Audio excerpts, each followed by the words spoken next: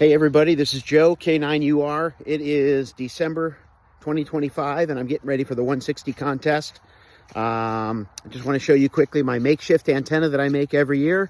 Going to talk about it a little bit here in just a sec. Okay, here's the makeshift antenna. It all starts with a CB radio antenna mount. And basically what I'm doing is I'm feeding the antenna with a piece of coax here. And it goes to here, which is the for the center radiator.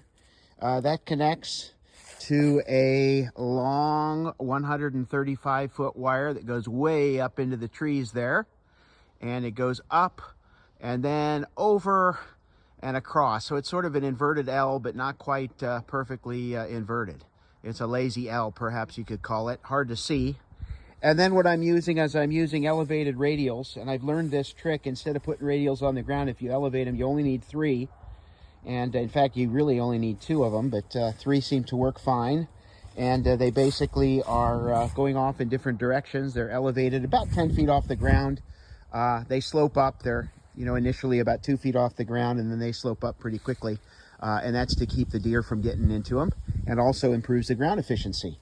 And so I've got 3 radials. I've got them just mechanically all connected to the inner hole of this mag mount thing. And then I've got all of the aluminum twisted together.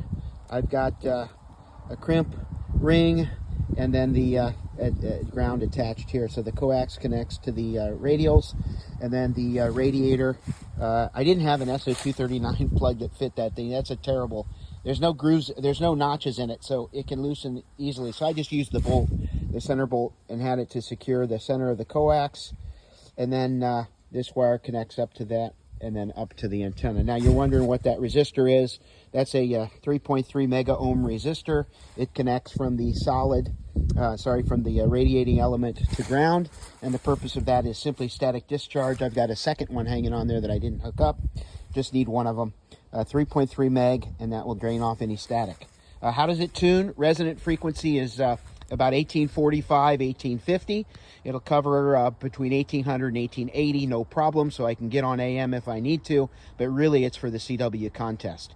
The only other item that I would mention is I do have a choke here, a feedline choke, and that's, I think, 14 or 16 turns on a Mix 31 toroid, and then I've got coax going into the shack.